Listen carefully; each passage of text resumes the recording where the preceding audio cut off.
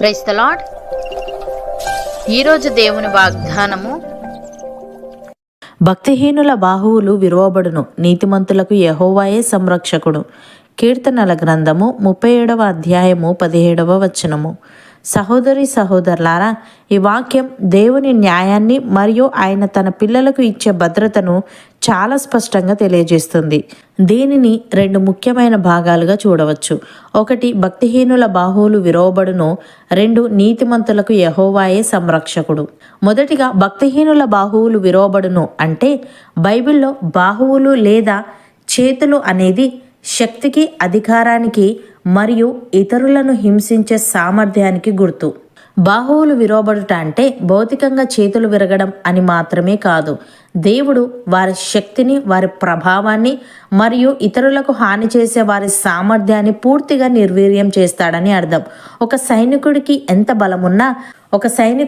ఎంత బలమున్నా అతని చేతులు విరిగిపోతే అతను కత్తి పట్టుకోలేడు, యుద్ధం చేయలేడు. అలాగే దుర్మార్గులు ఎంత పగతో ఉన్నా దేవుడు వారి శక్తిని పనికి రాకుండా చేస్తాడు. ఉదాహరణకు, ఐగుప్తు రాజైన ఫరో ఇజ్రాయేలీలను బానిసలుగా ఉంచుకున్నాడు.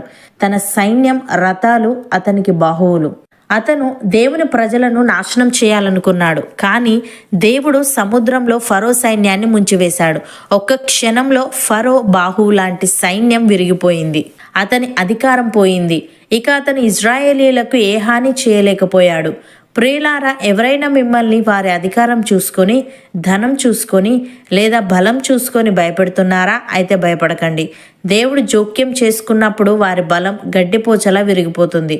రెండవదిగా, నీతిమంతులకు యెహోవాయే సంరక్షకుడు అని ఉంది. ఇక్కడ సంరక్షకుడు అంటే కేవలం కాపాడేవాడు అని మాత్రమే కాదు. దీని అసలు అర్థం ఆదుకునేవాడు లేదా కింద పడకుండా పట్టి ఉంచేవాడు అని. లోకంలో మనుషులు ఆస్తిపాస్తులు, ఇన్సూరెన్స్ లేదా పలుకుబడి మీద ఆధారపడతారు, కానీ నీతిమంతులకు సాక్షాత్తు దేవుడే ఆధారంగా ఉంటాడు. మనం బలహీనపడినప్పుడు, అలసిపోయినప్పుడు, మన కాళ్ళు తడబడినప్పుడు దేవుడు మనల్ని కింద పడనీయకుండా తన చేతులతో పట్టుకుంటాడు. ఉదాహరణకు, ప్రవక్త అయిన ఏలియా ఆహాబు రాజు మరియు యెజెబెలు రాణి వల్ల ప్రాణభయంతో ఉన్నాడు. కరువు కాలం వచ్చింది. అతనికి ఆహారం లేదు, ఆశ్రయం లేదు. కానీ దేవుడు అతనికి సంరక్షకునిగా నిలిచాడు. కెరీతు వాగు దగ్గర కాకోలములతో ఆహారం పంపించాడు. ఆ తర్వాత సారేపాతులో ఒక విధవరాలి ద్వారా పోషించాడు. ఏలియాకు ఏ బలం లేదు, కానీ దేవుడు అతన్ని ఆదుకున్నాడు. కాబట్టి ఆ కరువు కాలంలో కూడా అతను సురక్షితంగా బ్రతికాడు. ప్రియులారా, సంరక్షకుడు అంటే మన భారాన్ని మోసేవాడు. పిల్లవాడు నడవలేనప్పుడు తండ్రి ఎలా ఎత్తుకుంటాడో, జీవితంలో కష్టాలు వచ్చినప్పుడు దేవుడు మనల్ని అలా ఎత్తుకొని మోస్తాడు. ఆయన మనకు తోడుగా ఉన్నంతకాలం మనం పడిపోము. భక్తుడు ఈ విధంగా అంటున్నాడు, ఒకని నడత యెహోవా చేతనే స్థిరపరచబడును, అని ప్రవర్తన చూచి ఆయన ఆనందించును. యెహోవా అతని చెయ్యి పట్టుకుని ఉన్నాడు గనుక అతడు నేలను పడినను లేవలేకయుండడు.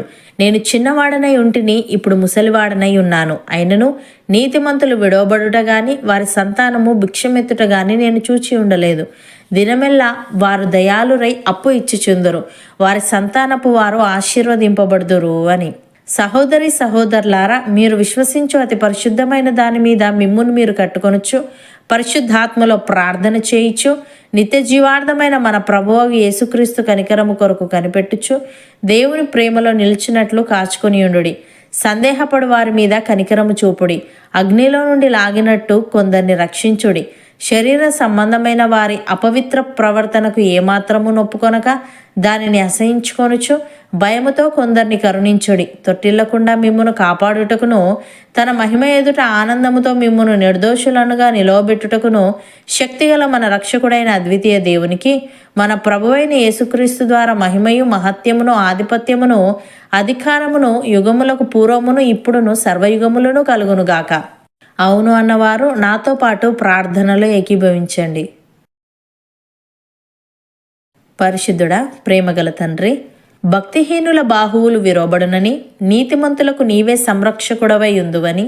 సంరక్షకుడవు అంటే కేవలం కాపాడటం మాత్రమే కాదని, ఆదుకుంటావని, మేము కింద పడకుండా పట్టి ఉంచుతావని తెలియజేశావు.